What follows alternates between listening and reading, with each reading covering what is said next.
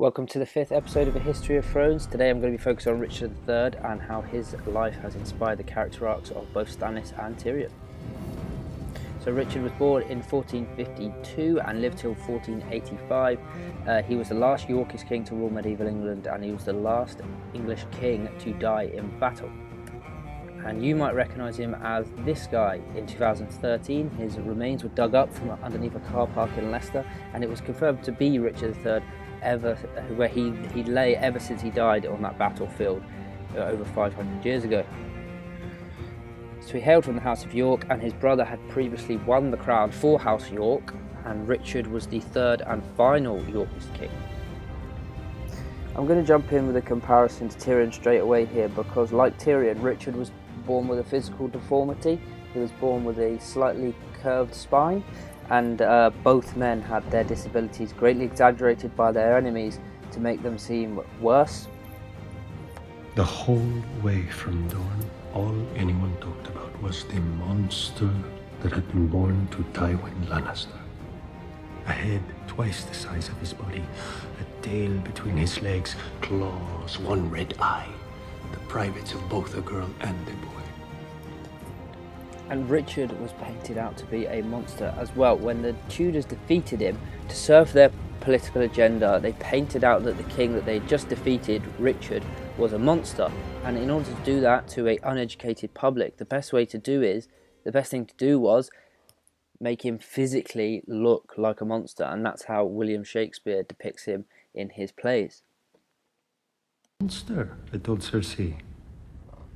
That's just a baby.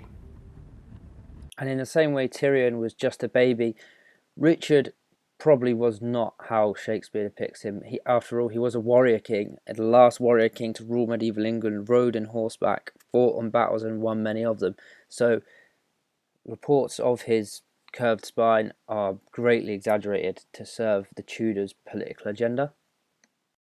Similar to Renly, he was a little bit young to fight in the initial conflict when their brothers won their respective kingdoms. However, he would go into exile with his brother in 1470 as they were pursued by the armies of the rebellious Earl of Warwick. But it was the military campaign a year later where Richard really stand out as a commander. He defeated his old mentor, Warwick, at Barnet, and he helped crush the rest of the Lancastrian forces at Tewkesbury. Here he actually led the vanguard, and the vanguard is the first line of cavalry of men on horseback to crash into the other army. So it's the first point of contact between the two warring armies. So if Richard was leading this, he must have been very brave and a very astute military commander. And this is similar to Stannis. During the first years of Robert's reign, the Greyjoys rebelled, and Stannis is one of the leading military commanders that led the siege on Great Wick. So both men are very loyal to their older brothers, the kings, but very much living in their shadow still. They're not the big fear and awe-inspiring characters their brothers are, but they are staunchly loyal to them. However, Richard's loyalty would soon run out.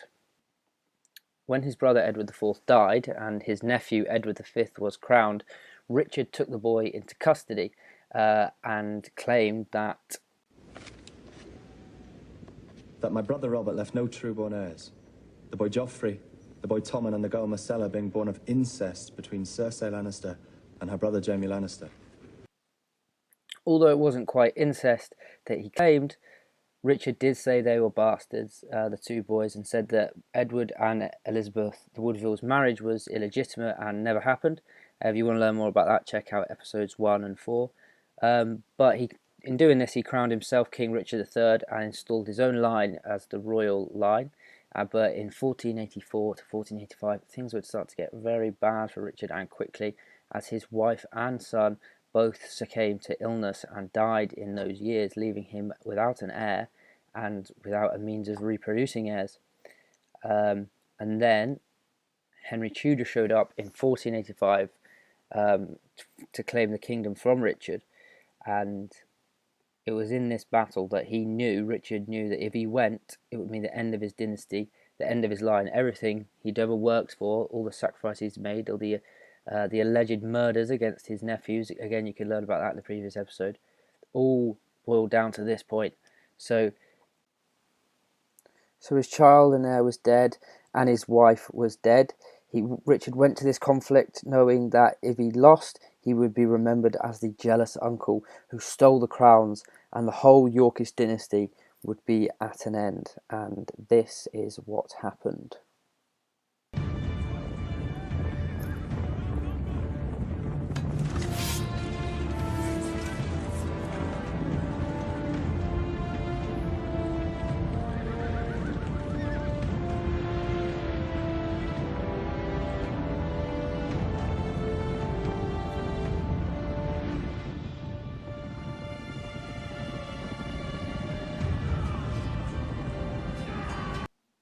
He lost. Like Stannis, he lost, and both men will be remembered as just jealous uncles, really, and not the kings that they wanted to be. So that's it for this episode and for this series of A History of Thrones. Please check out the previous videos. I will be back with some more ideas at a later date. But I hope you enjoyed it for now, and please like, comment and subscribe if you're feeling generous. Cheers.